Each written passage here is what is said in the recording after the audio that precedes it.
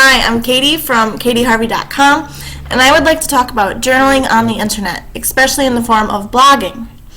I like to blog. I would actually rather blog than do a video blog or a podcast. I'm not camera shy, but I find that blogs are not hardware heavy like video blogging is.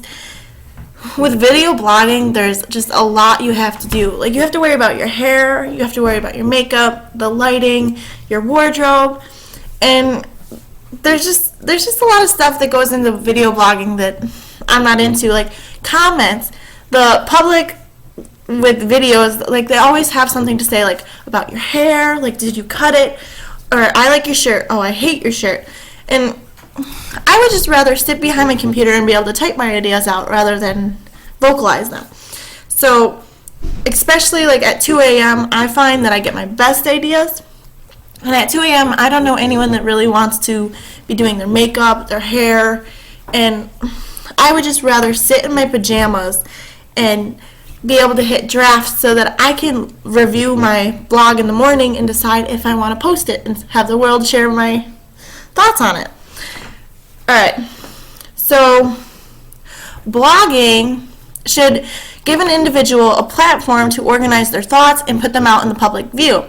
Sometimes, like, ideas on the internet are new and sometimes, like, your ideas are stale. The only way to know if you're heading in the right direction with a blog is for peer review. By peer review, I mean, like, your readers of your blog will know when you're lost. And when you're on course, they will follow you. And you will get what is called traction. And that's pretty cool to have. Alright, so my story of blogging.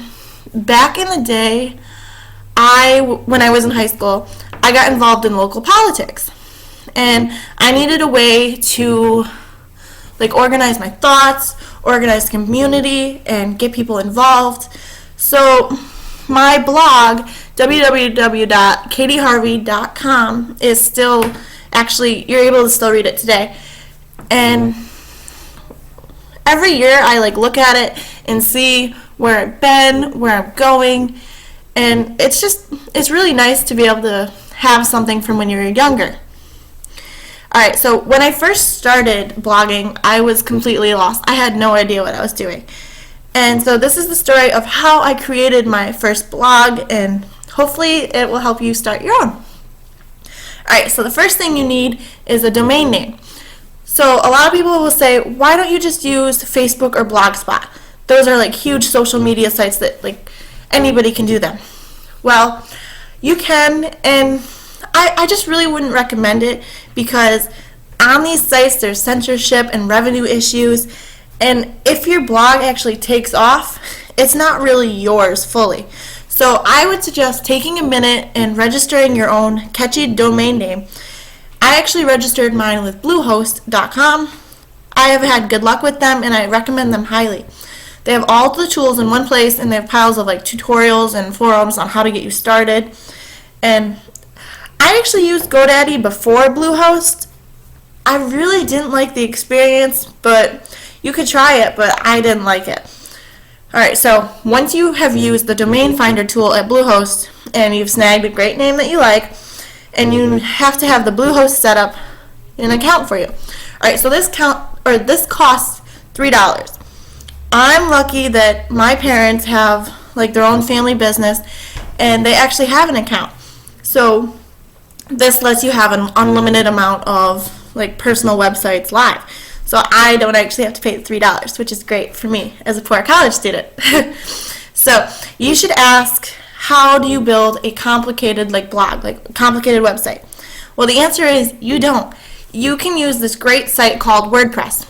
And there's actually a lot of big sites that use this, like CNN.com and Rolling Stones actually use this. And it's free. So again, at Bluehost, I would do this. You'll love them. And it's one click on their site, and you have a WordPress blog posting site live on the internet in your very own .com home site. So after your site is set up and live, you can add themes and colors, and you can work the fonts. It's great. So, like, Facebook, there's nothing on it. So it's easy to get your own look, and it's easy in menus, and there's just no coding or tech stuff.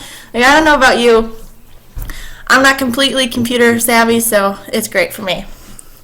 So I should also explain that WordPress has two faces.